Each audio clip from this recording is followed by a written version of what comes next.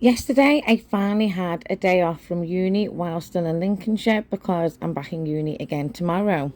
So, being the history nerd that I am, I headed off to explore some of the local historical places and thought I would share these with you.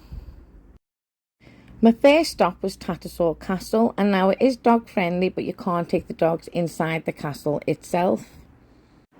Tattershall is a National Trust site, and as a member and history fan, I try to visit several locations a year. It's a medieval tower standing tall on the Lincolnshire Fens. The castle dates back to 1231 when Robert D.I.T.L received a licence from King Henry III to build a crenellated manor house at Tattershall. Constructed from stone, it housed a great hall, kitchens, gatehouse and a chapel, and it was originally surrounded by just a single moat. In 1419, Lord Cromwell inherited Tattershall Castle and he became Lord Treasurer in 1434 and decided to modernise the castle to reflect his new position in society. So brick, which was relatively new at the time and therefore extremely expensive, was used in all the renovations. New buildings he used as fancy lodges for visiting dignitaries were made out of brick also, and other cottages on the property that are privately owned and lived in currently. He built them amongst the older buildings and therefore had to widen the inner moat to build the tower behind the original hall. Its base is clad in stone to provide some protection from erosion, and the changes were all documented in Latin and translated in 1943.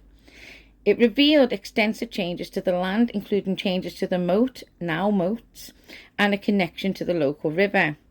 And the double moat didn't just serve as a defensive purpose. Instead, it was also used to add to the pomp and ceremony that announced your passage through each gatehouse. It was treated as an honour to pass through the second gate and into the castle grounds. The second moat also has steps leading down into it. This is the inner moat behind the guardhouse, and the National Trust site states that it may have been used for supplies due to its connection to the river, or for simply sharing a boat ride with friends and business associates. When Lord Cromwell died, the Crown inherited ownership, as he didn't have his own heir at the time. In October 1537, King Henry was seeking his divorce and formed the Church of England, severing all his ties with Rome. And a protest began in defence of Catholicism, and eventually 40,000 civilians marched on Lincoln.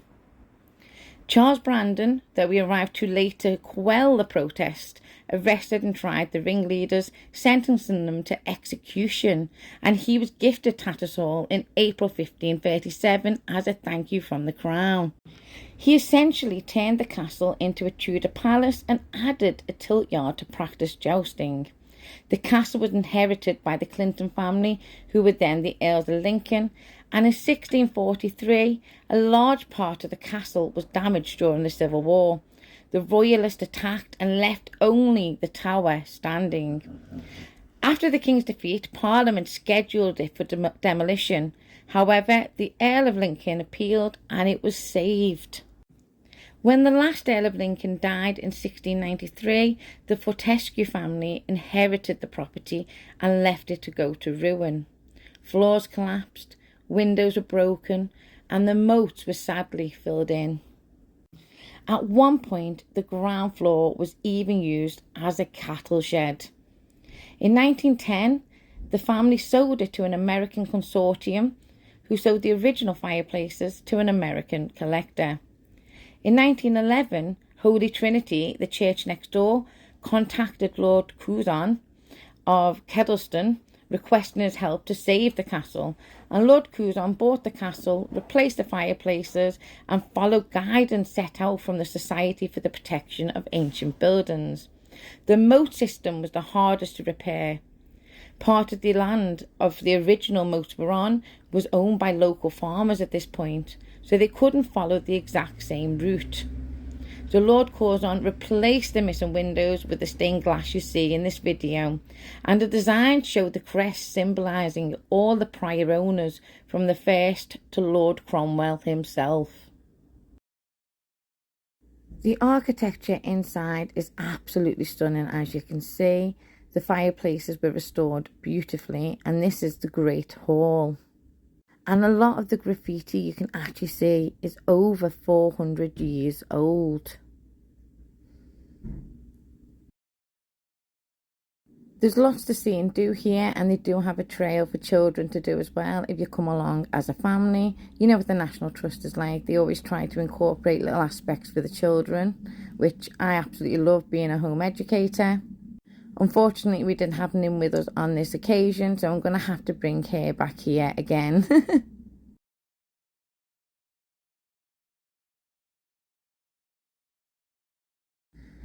The wall hanging in the audience chamber was absolutely stunning.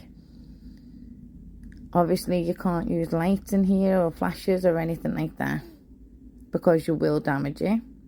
And as you can see here, the stained glass windows that all have the different coats of arms on as well.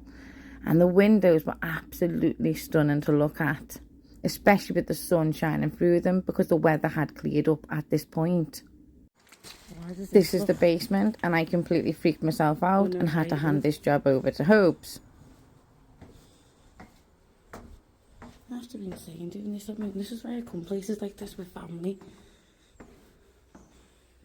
Yeah, fuck this for the game of soldiers, man. The basement.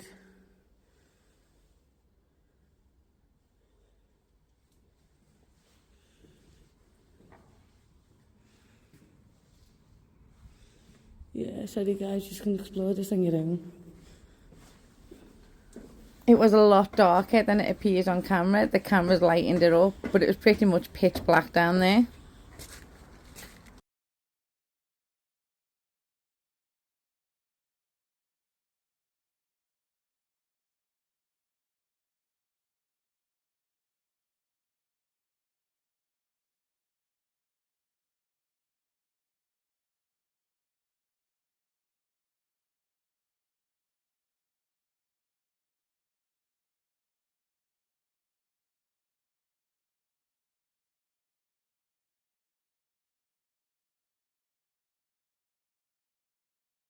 So this is Hopes being an absolute warrior and showing it all around the basement because I wasn't brave enough to do that.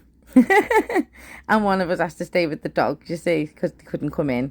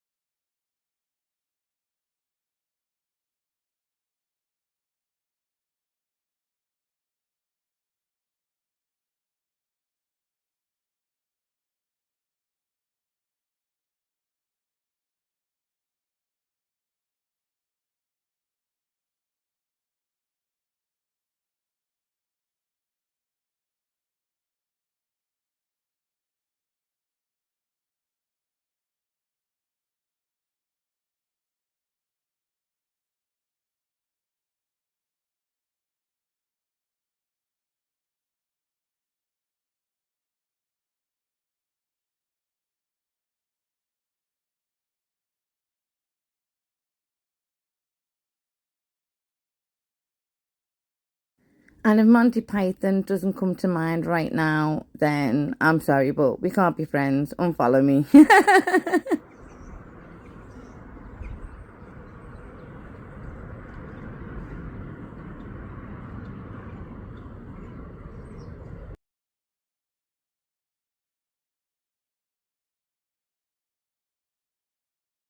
And this is the plaque for the old houses that were added in, the lodges. And that's me sat with the dogs. The views from the top of the tower were amazing, but I couldn't go up there due to my health conditions. And this is Holy Trinity Church in Tattershall.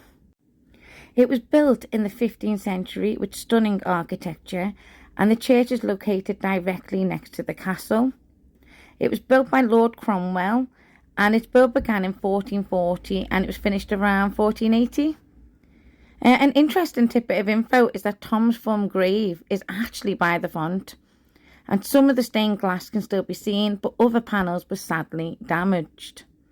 The church is now also home to a large Bath family which are protected, so everything inside had to be covered up, and they are trying to restore the doors as well, which has also been damaged over the years, and that was more information on that if anybody wishes to help out with the restoration. And I love this grave because it was an apothecarist, and this is Tom Thumb's font. But it must be so difficult for the current priests here to be able to work around all the Bath feces, because everything is covered in Bath feces, but it still appears to be a working church, and it is open to the public. You can see displays from local schools on the walls as well. However, obviously, bats need to be protected because it is a declining species. So they do have a lot of information about how they are conserving the species of bats that are living here and how they are aiding in their survival. It's still worth the visit, in my opinion. Just be careful when you are in there what you make contact with.